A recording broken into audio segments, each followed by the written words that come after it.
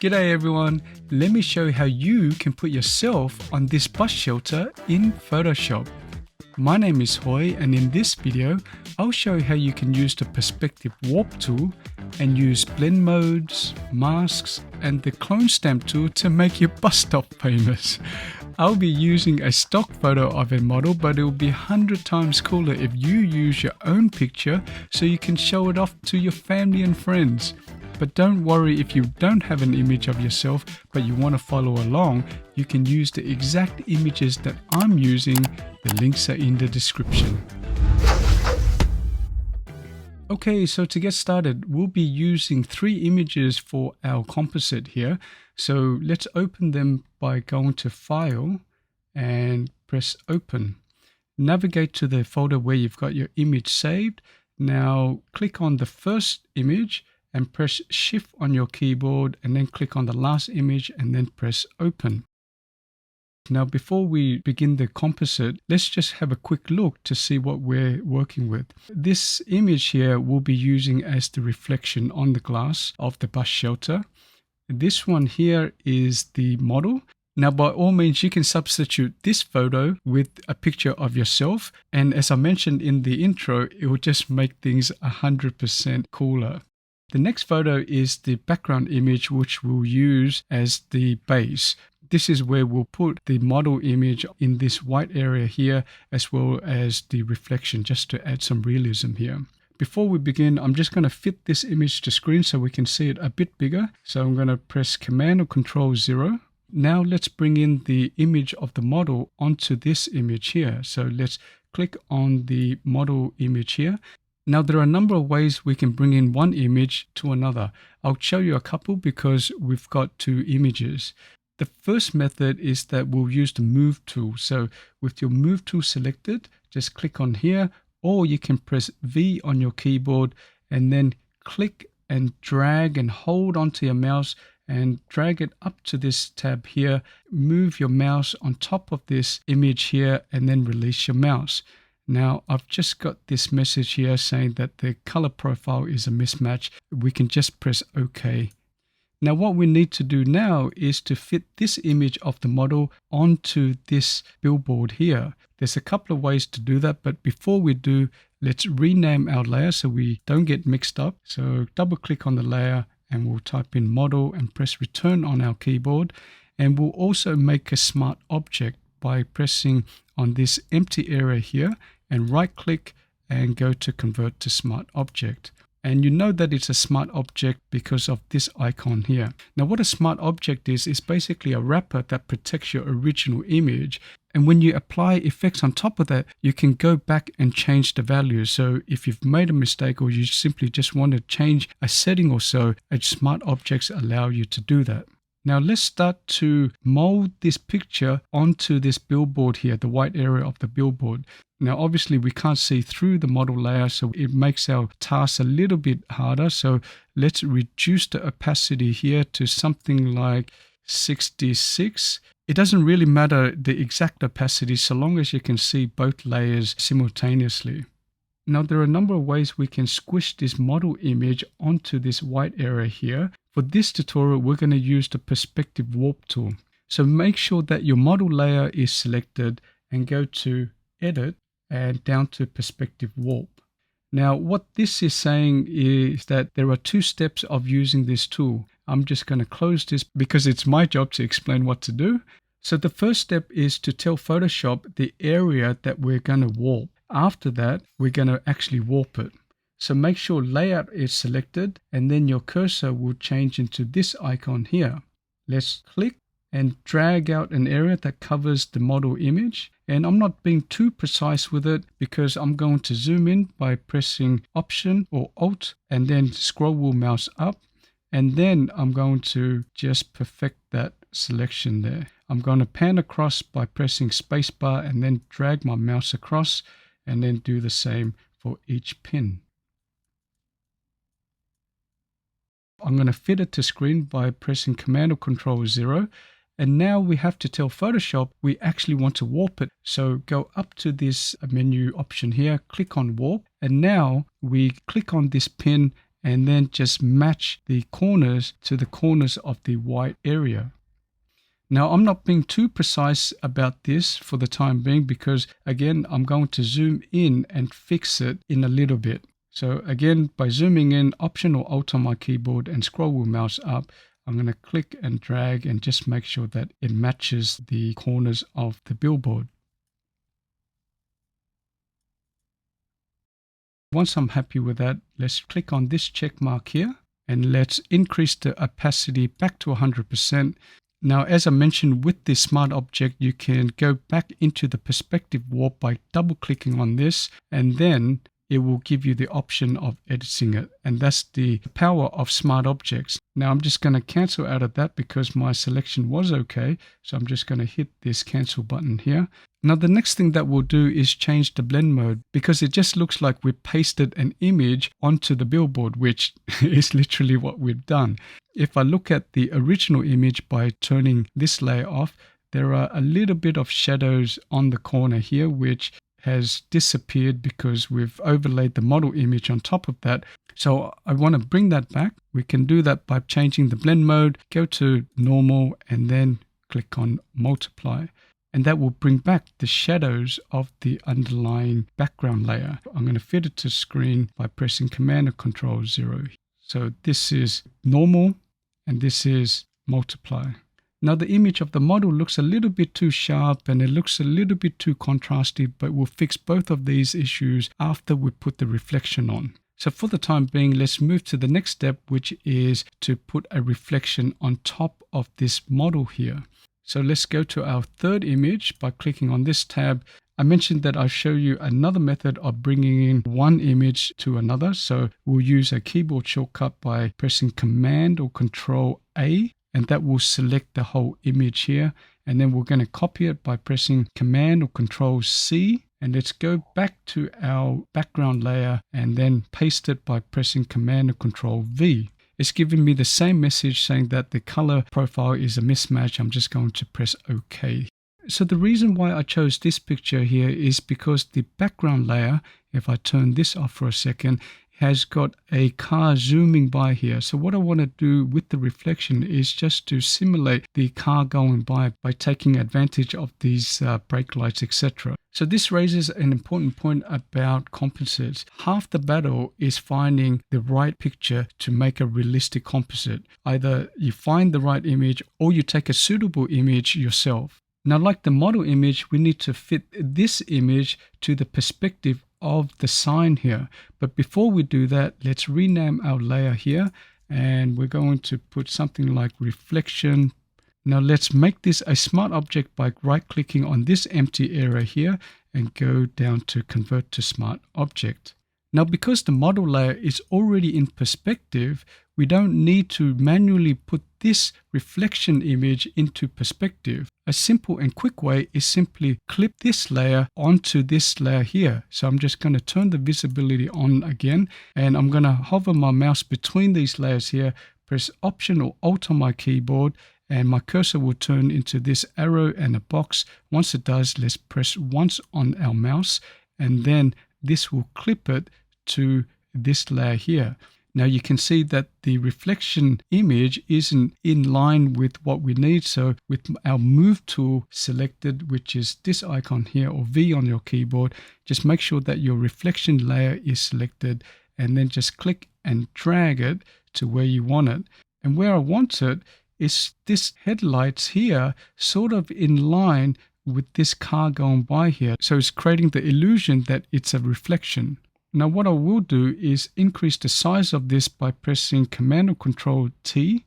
I'm just going to resize it a little bit bigger by pressing Shift on the keyboard and then just clicking and dragging out here. I just want to match the size of this car here, and then I'm going to press this check mark to accept it.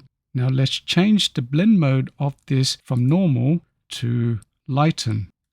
Now we can still see too much of the reflection layer here, so let's reduce the opacity of the reflection layer, maybe 35, Now let's return back to the model image. I mentioned before that it looks a little bit too sharp and a little bit too contrasty. So let's fix that now. Let's select our model layer and bring out our curves adjustment. Because the model layer is already a smart object, we're not going to use an adjustment layer. We'll just use normal curves adjustment. Let's make sure that our model layer is selected and then press Command or Control M. That will bring up our curves dialog box. And what we're going to do here is just to reduce the contrast by clicking and dragging this up. And you notice here there's a green tinge here for whatever reason. I'm not quite sure where the green is coming from. So this looks a little bit too red here. So let's introduce a little bit of a green cast here. Let's go up to channel and select our green channel. I'm going to go somewhere here towards the highlights area, and I'm going to click and drag ever so slightly up, just so there's enough green in the model image here. So let's just turn off preview so we can see the effect. So this is before and this is after. And what I'm checking for is basically, does this green match this green cast here?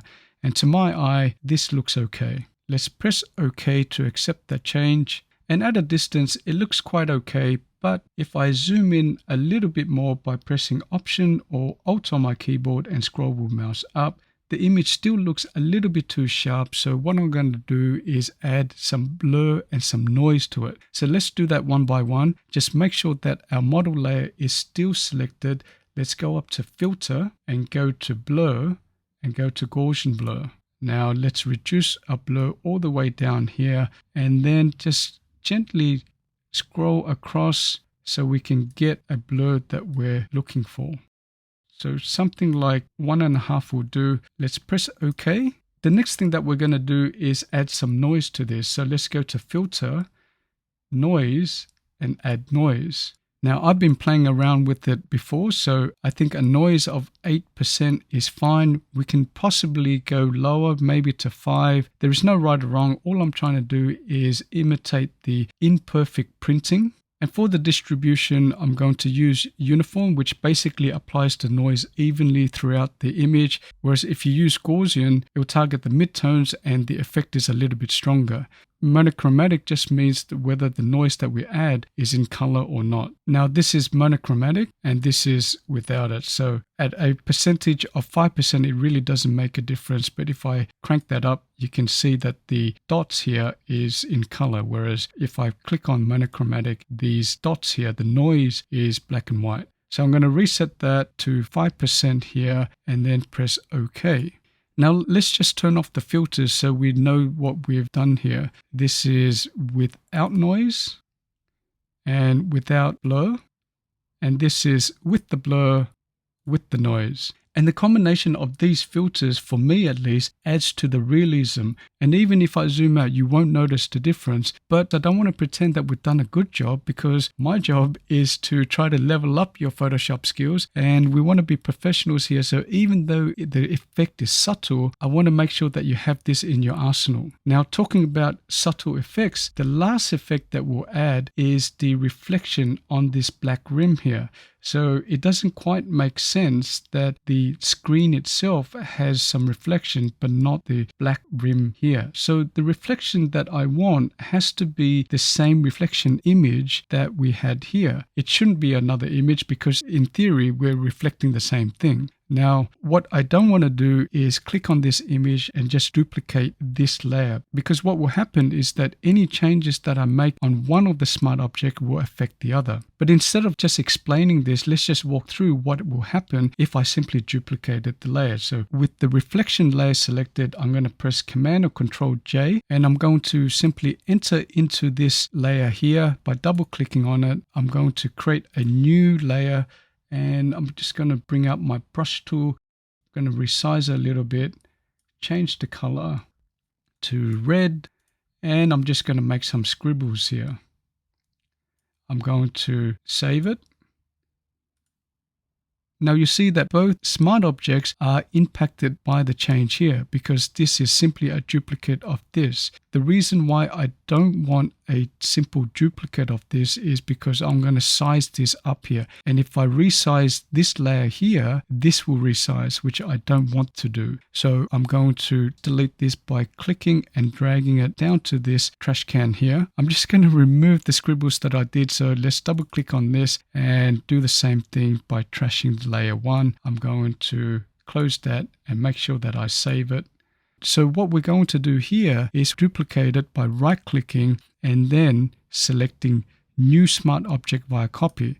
So what that does is that although it gives us the same thing, I can make any changes here without affecting this layer here. So let's rename this by typing in rim reflection so we know which is which. The next thing that we need to do is confine the rim reflection image to this black outer edge here. So we'll do that by using the polygonal lasso tool. So let's go up to here. You probably have it on default. So let's click and hold until these options fly out and then select polygonal lasso tool. Now let's go to this point here. Let's click once and then just go to the next point, click once again, and then go to each point and do the same thing. I'm not too worried about where I'm clicking so long I am there or thereabouts, because I'm going to zoom in later to fix the exact edges. Now that we've got a selection, let's make a mask out of this by clicking on the mask layer icon. And that's looking great so far. So we've confined the rim image to this box here. It's not quite perfect yet, but we'll fix that later. What we need to do is knock out this area here where the model is. Now luckily we've already got a shape of that via the model layer here. So let's make a selection out of that by pressing Command or Control and then clicking once on this model layer here. Let's make sure that our mask on the rim reflection layer is selected with black as your foreground color, and then pressing Option or Alt and then Delete on your keyboard. And what you can see here in the mask layer is that it's knocked out this effect here. So black on a mask means that it's concealing that effect and white is showing. Now you can't really see the effect because the reflection image on this rim is exactly the same as the reflection image in the main part of this sign here. So then you might ask, well, what was the whole point of that then? Well, the reason why we went to all that trouble is because we want to make the reflection here a little bit bigger, because the reflection on the rim here shouldn't be exactly the same size as the reflection on the main area here. Let's resize the rim reflection layer, but before we do that we need to deselect this selection. Let's press Command or Control D on the keyboard.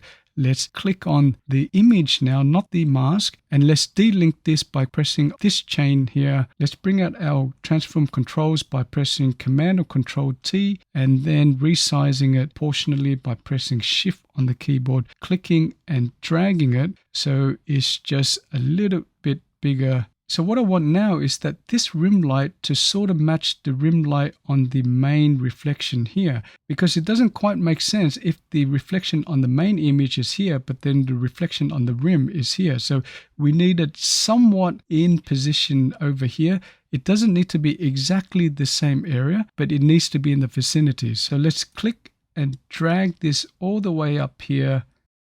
And I might even resize it a little bit bigger. I'm going to accept that by pressing Return on the keyboard and fit it to screen by pressing Command or Control 0.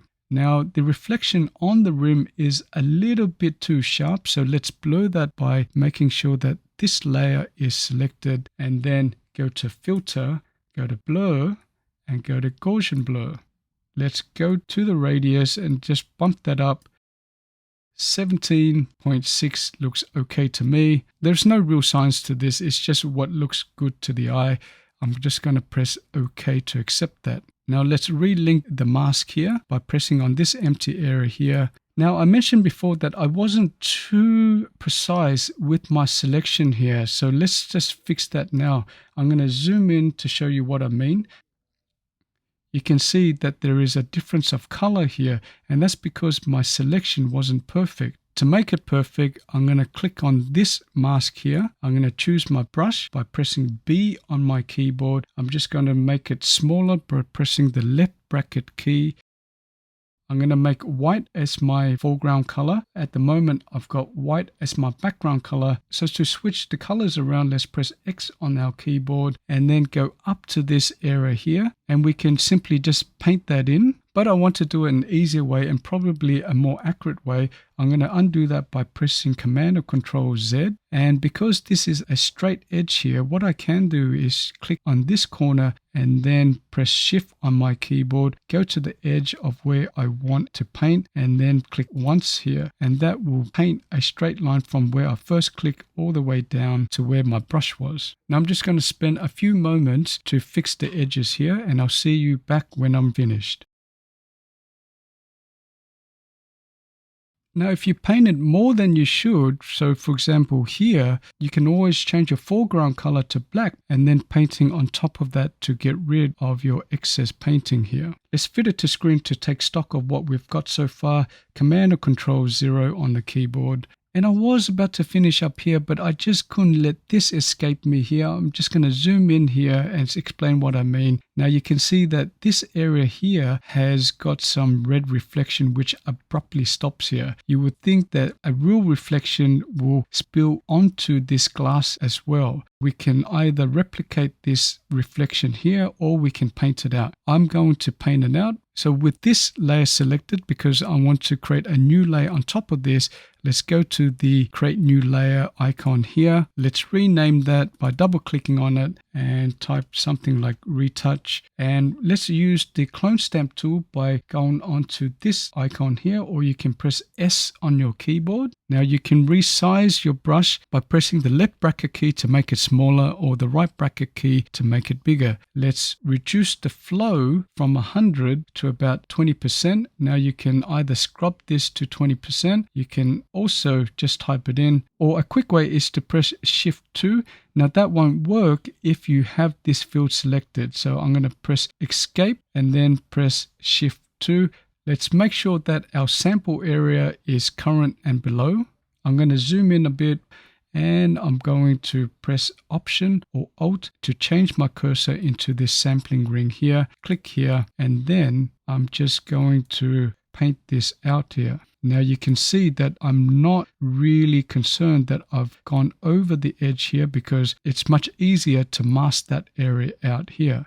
Now I'm going to sample another area by pressing Option or Alt and then clicking on that and then just painting that out again. Now just to blend it in a little bit more, I'm going to sample from down here and then just paint up here. Now I'm going to leave this red here because it's not spilling into the main area here. So that could be a legitimate reflection. Now because I wasn't too careful about how I painted, I need to remove this overpaint here. So with my retouch layer selected, let's create a mask by clicking on this icon. Let's go to our polygonal lasso tool here. Now let's make a selection by clicking here. Go down to the area that you want to cut out, something like this, and then just join it back here again. Make sure that your mask is selected and then make sure that you've got black as your foreground color. Press Option Delete on your keyboard and that will mask it out. Let's fit it to screen again by pressing Command or Control 0. And I've forgotten to deselect that, so let's quickly do that by pressing Command or Control D. And there you have it. That's how you can put yourself on a bus shelter in Photoshop. Let's go through what we've learned so far. I'm going to deselect all these layers so we can start from the beginning. We brought in our model image here and we put it into perspective by using the Perspective Warp tool. We added a reflection on top of that. Then we adjusted the contrast and gave it a little bit of a green hue by using curves. We also blurred it out a little bit and then added some noise to mimic a real life printed poster. Although we couldn't see the noise and blur effect at this distance, we didn't want to ignore it because we wanted to be professionals. And then we added a reflection on the rim, and in doing so we learned the difference between creating a duplicate via the new smart object via copy layer instead of simply duplicating it via Command or Control J. And the final thing that we did was use the clone stamp tool to remove the reflection here because it didn't quite make sense for half the reflection to be on this black rim here but not on the main poster here. And that's how you can put yourself on this bus shelter in Photoshop. I hope you found this useful. Thanks so much for watching. And if you want to continue to level up your Photoshop skills, make sure you check out my other videos where I have explainer videos to make you go from beginner to pro in no time.